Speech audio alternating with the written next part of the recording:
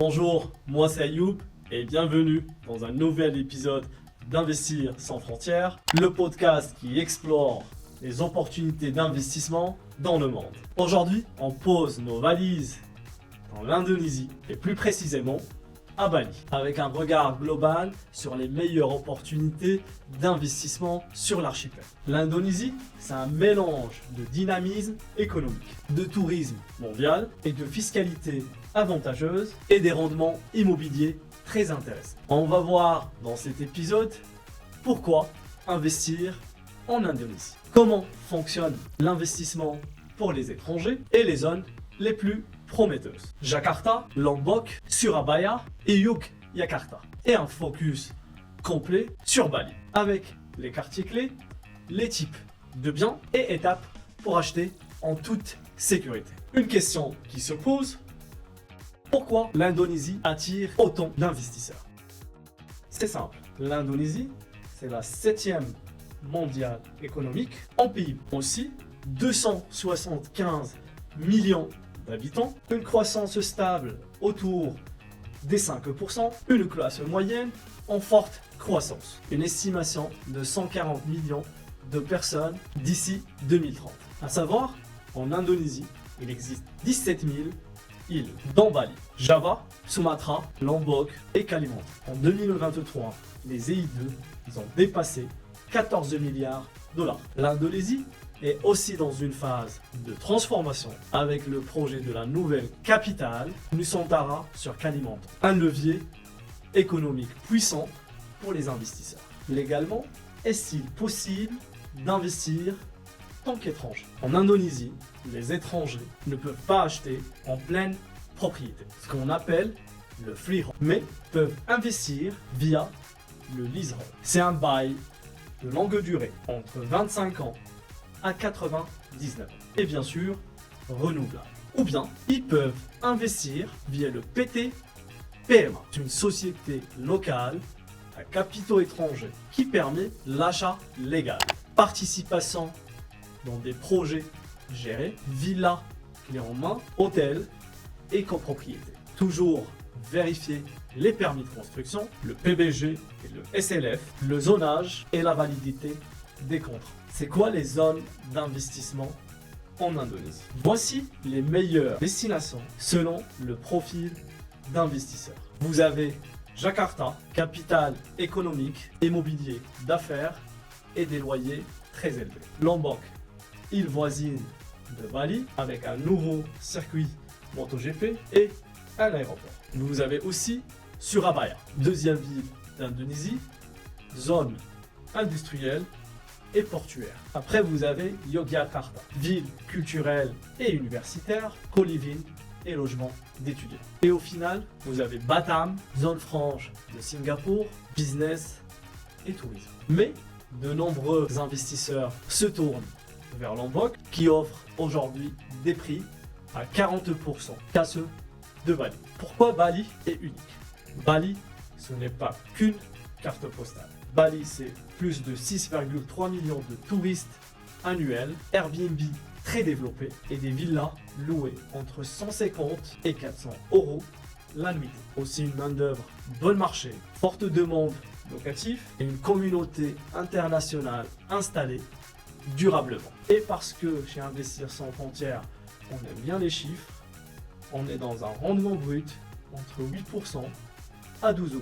Bien sûr, dans les bonnes zones. La question, c'est où investir à Bali. On va voir un petit comparatif des zones.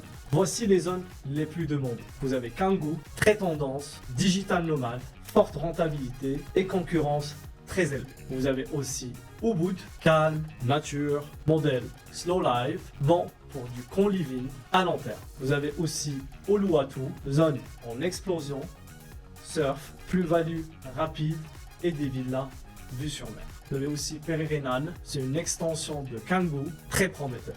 Vous avez aussi Seminyak, zone historique, saturée, mais c'est stable. Et finalement, vous avez Sanur, plus calme, avec une clientèle senior et des familles. Ce que je souligne, que votre choix d'emplacement doit être reflété par votre stratégie d'investissement. Du Airbnb, de la revente, ou bien du co-living, ou bien tout simplement l'achat pour une retraite. je vais vous parler aussi des types d'investissement sur Bali, les 3 modèles clés. Villa, Airbnb en gestion déléguée ou gestion personnelle. Projet en développement offline entre 20% et 40% de plus-value potentielle. Co-living et hôtel, très demandé par les digital nomades et les télétravailleurs. Le taux d'occupation moyen sur Airbnb est de 65% à 80%. Maintenant, je vais vous citer des étapes pour sécuriser votre achat sur Bali. Il y a 6 étapes essentielles pour acquérir une villa à Bali. Trouvez la bonne propriété. Identifiez les biens selon objectifs et budget. Évaluez la rentabilité via Airtix, aussi la localisation et la conception. Faire preuve d'une diligence raisonnable. Zonage, titre foncier, documentation juridique et permis PBG et SLF. Choisissez le bon notaire et un avocat tiers pour sécuriser la transaction. Effectuez le dépôt, bloquez le bien après vérification. Comprendre le processus contractuel, clause, échéancier et garantie. Acquisition et remise des clés. Signature, transfert de fonds et enregistrement BPM. Ne manquez pas ces étapes cruciales pour garantir une acquisition sereine et légale. Mode d'emploi. Le PT-PMA est une société locale avec des capitaux étrangers qui permet aux investisseurs d'acheter un bien en toute légalité, engager une personne locale, louer leur bien légalement. Il faut créer une société avec un capital déclaré, minimum recommandé 10 000 à 20 000 dollars. Enregistrer le business sur BKPM et prévoir des frais annuels de comptabilité entre 1000 et 1200 dollars annuels. C'est la structure à privilégier si tu veux développer un portefeuille professionnel. Comment évaluer un bien hors Bali? Pour évaluer un bien en Indonésie, notamment en Bali, il faut étudier la zone, le flux touristique, l'infrastructure et l'accès. Estimer le loyer moyen sur Eptix, Numbeo et le marché local. Comparer avec les coûts de l'exploitation, entretien, personnel et taxes. Considérer la revente, attractivité locale, plus projet futur. Je vous donne un exemple. À Lombok, une villa peut coûter entre 30 à 40% moins cher que Bali, mais génère un rendement brut similaire si bien positionné. On va faire une étude de cas. Exemple réel. Une villa de chambre à Lombok, achetée 70 000 € pour 30 ans en leasehold. On a les travaux plus l'ameublement qui nous coûte à peu près 15 000 € et on a la location moyenne 180 € la nuit avec 60% de taux d'occupation. Ce qui signifie un revenu brut annuel de 39 420 €. Le résultat, on a un ROI de 44% brut. Donc la première année, amortissement rapide, excellent cash flow, à condition que le bien soit bien géré et respecter la législation locale. Tout ce qui concerne licence et fiscalité. Conclusion, l'Indonésie et Bali en particulier offrent les vraies opportunités à condition d'avoir une approche méthodique, juridique et raisonnable et réaliste. Choisis selon ta stratégie, cash flow ou plus-value. Ton niveau d'implication, gestion déléguée ou gestion personnelle. Et finalement, le type de clientèle que tu cibles. Dans la prochaine épisode, on va parler des 5 erreurs les plus courantes pendant une acquisition et bien sûr, comment les éviter. Abonnez-vous à Investir sans frontières et activez la cloche. Merci à vous et à la prochaine.